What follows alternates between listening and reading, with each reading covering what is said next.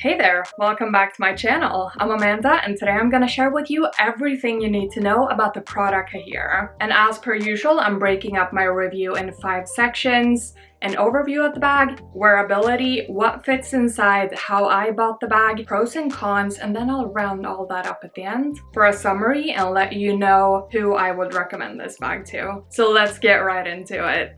Alright, so starting with the overview of the Prada Cahier. The star of the show has arrived. She's here, she's gorgeous. She's in this shiny, smooth black leather. I think it's treated in some way because I know there are some smooth leather Prada Cahier bags. This is not one of them. This is a shiny leather, which might be quite obvious with this huge light that I have in front of me as well. My Prada Cahier has the gunmetal or kind of aged silver hardware. Let's come a bit closer so that you can see it in all its glory. It obviously has the Prada Milano on the bag. This is not embossed. It's actually metal parts kind of attached to the bag. Moreover, it obviously has this kind of particular look to it with kind of a lot of embellishments. We have this book-like framing on the bag. On the back of the bag, we have a similar feature with the book type edge detail. You also have the 2 little studs here keeping that top flap in its place. When opening the bag, you just pull this little lever, open it like so. So it's a smooth leather on the inside as well as kind of the front of the closed bag, if you get what I'm saying. Also inside, you have the little Prada Milano emblem right there. It also says Prada right here. I keep my dust bag in here, so if you buy this bag, it comes with a little dust bag, of course. It says Prada Milano, as per usual. Otherwise, it has this red interior. It's a very smooth leather on the interior. It's very similar to Chanel lambskin. And inside, it's basically just one big compartment. You do have these little tiny pockets as well, both on the front of the bag and on the back of the bag right there. But as you can see, I mean, they basically don't stretch at all. So you might be able to fit like a receipt in there, but I mean, don't expect to be able to fit your phone or your car key or basically anything for that matter. So basically, the capacity of the bag is just this one big compartment, which isn't even that big because this is the mini size. I know Prada makes this bag in some bigger sizes as well, and there I think you actually have 2 compartments, but that also makes the bag a bit wider and probably a bit more cumbersome to carry, I would say. Whilst we're here on the side of the bag, we may as well talk about the chain. The chain is just a chain. There's no leather on it, which would give padding for the shoulder, but this one doesn't have that. The chain is quite heavy and substantial. The bag is also quite heavy and substantial, so do bear that in mind if you're looking for this type of bag. Also, we do have this wristlet that comes with the Prada Cahier, at least the Prada Cahier Mini, which I bought. Let me see if I can attach it here for you. Struggles. No, there we go. It just attaches on one of the sides of the bag. I mean, you can choose which one, obviously. The wristlet is also with the gunmetal hardware, and it is in this smoother leather, which you also find on like the bottom of the opening flap of the bag. These features are the exact same leather type. So with the overview out of the way, let's have a chat about how wearable the Prada Cahier is. So when I bought the Prada Cahier, I kind of bought it as a fun piece to add to my collection. I mean, as you might be able to see from my background, I have a lot of kind of like classic looking bags, right? And I wanted something that I could add to my outfits that would add kind of a contrasting or kind of a more edgy element. Hate the word edgy, don't even know what it means, but you know, if I were to use a bag for this bag, making a lot of sense, Amanda, good job. If I were to add like an archetype name to this bag, I would say it's kind of an edgy or like androgynous bag, right? That's kind of how it fits into my collection. With that said, I honestly find this bag very wearable. I use it both kind of as a nighttime bag for dinners or going to the bars. I even brought this to a club once, and I mean, it's and it did very well in that setting as well. I also use this bag in the daytime. I mean, for example, with these types of outfits where I'm wearing kind of something very girly or something very formal, I like adding this bag as a contrast to kind of add some interest to my outfit and make it a bit more personalized and not just like anything I saw on Pinterest and kind of copy the whole look, if you get what I'm saying. Oh, I'm so lame. I find this bag goes with a lot of different styles and a lot of different aesthetics that I want to achieve. It fits seamlessly into my wardrobe, and I've honestly worn it a lot more than I was expecting when I bought it. That might sound a little bit off-putting or a bit bad because, I mean, we only want to buy bags that we actually intend on using, right? And I was intending on using this bag, of course, but I didn't expect it to wear it like on a weekly basis, and that's basically what I've been doing. So all in all, I find this bag very wearable in a lot of different settings. Okay, so now that we know that the Prada Cahier is very wearable, let's have a chat about what fits in the bag.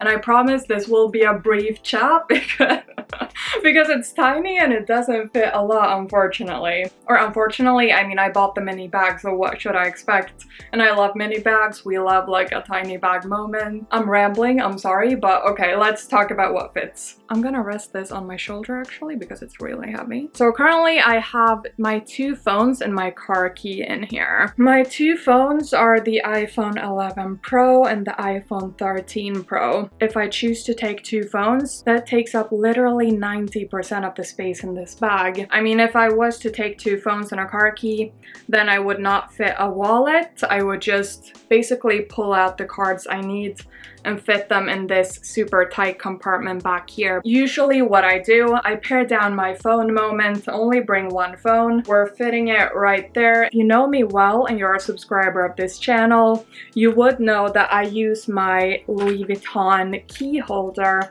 as a card holder as well. You know, you have this little slot back here which you can fit cards in, and that's usually what I do because then I have both my keys and my cards in one little SLG. And I think that's perfect. Slotting my wallet / key holder in there. And as you can see, that takes up a lot of space.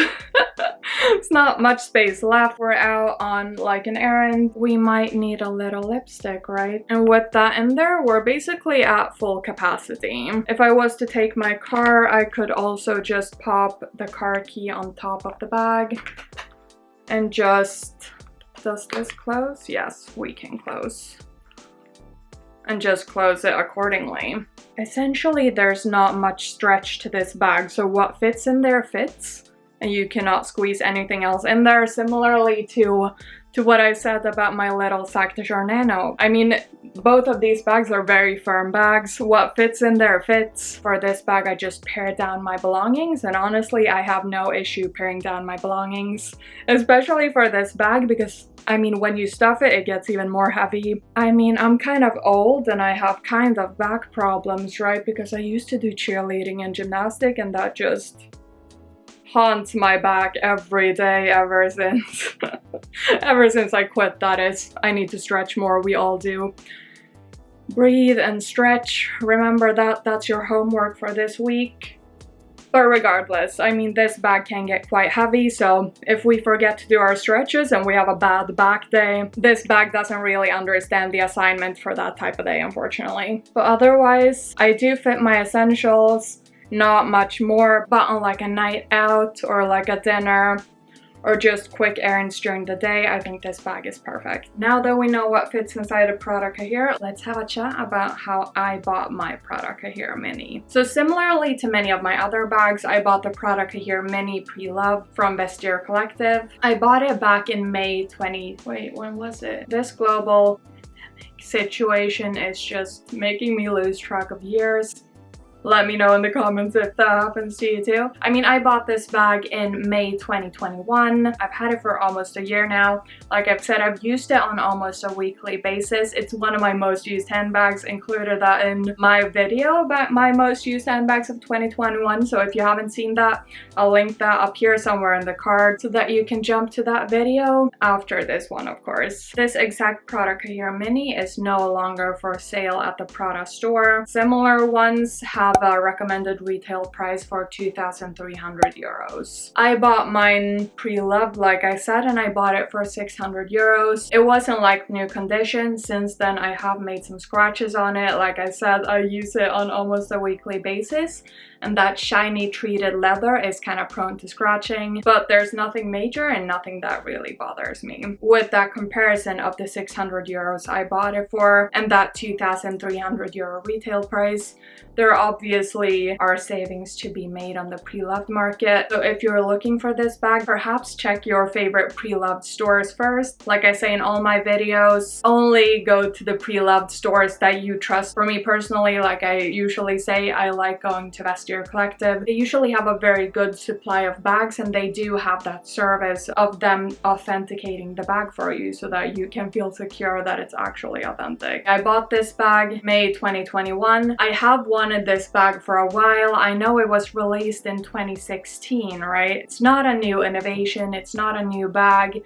but still I feel like it's kind of a timeless piece in its own way. And I feel like even if it was released back in 2016, it didn't become that hugely blown up in the fashion scene, right? So that you feel like, oh wow, that bag is so 2016, you know? I think the Prada Cahier can classify as a timeless bag in its own way. Obviously, it's not a Chanel classic flap nor an Hermes Birkin, but also if you're in the market for an Hermes Birkin or a Chanel classic flap, I don't think you're looking for this specific bag, right? Because they're very different aesthetics. Like when I bought this bag, actually, I saw all the reviews on the internet for this bag, and there were some people who were like, no, don't buy this bag, buy a Chanel classic flap instead. I'm like, I have a Chanel classic flap and that's not the bag or aesthetic I'm looking for.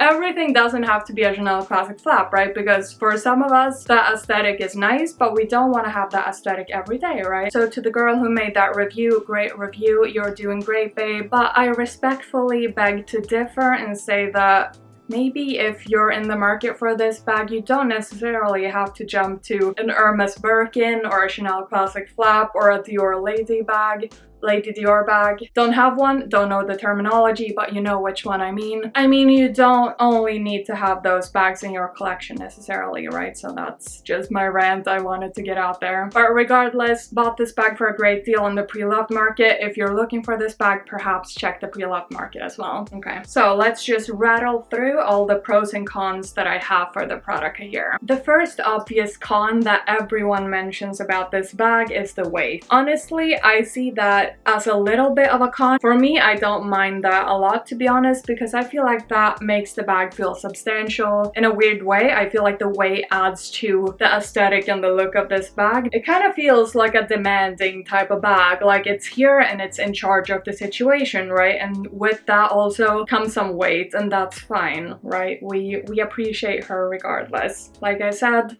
maybe a con for you, not so much a con for me. Also, like I said earlier, the chain strap does not have any padding to it, so it can dig in a little bit to your shoulder. So if you're wearing an off-the-shoulder top and you want to have this one crossbody, you may get those little marks from the chain, right? And that may not be the most aesthetic look. But then maybe just carry it as a clutch, right? And then you don't have that issue. But yeah, I mean, the chain also heavy, also substantial, but doesn't have any padding to kind of save your little delicate shoulder there. Also, when I was doing some research for this video, I realized that most of the bags today actually do have some sort of either full leather strap or some padding to kind of soften the blow for your shoulder. Also, a con, which is on the topic of kind of demanding attention. This bag is kind of an attention seeker, to be honest. I get a lot of comments on it and a lot of compliments. If you want a low-key bag, that may be a con, right? So if you want a low-key bag, I don't think this is the one you should go for. Okay, those were all my cons. My arm is dying because it's heavy. But let's move on to the pros. Honestly, for me, I think one of the pros of this bag is that it's kind of niche and not everyone has it. I mean, I'm over here trying to sound like I'm some sort of person that buys very unique things. Sometimes I do, sometimes I don't. But regardless, I do appreciate that this bag is a little bit niche, and it's something that people comment on, and usually in a positive way. Also, like I said earlier, I think this bag is timeless in its own way. It was introduced to the market in 2016, right?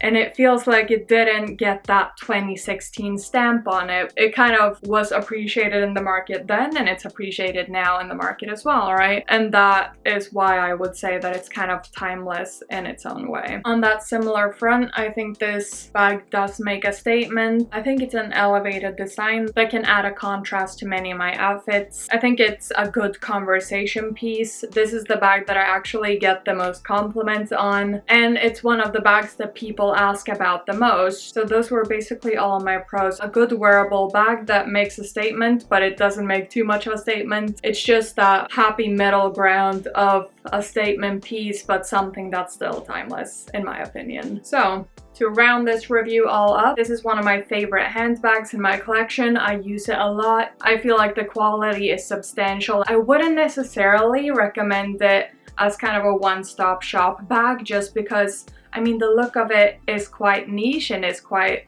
edgy as well, right? Actually, in my Saint Laurent Sac de Jour Nano review, I mentioned that that could be a good beginner bag because that can kind of be a one-stop shop for many different occasions. And I do stand by that, and I think, let's just bring her in.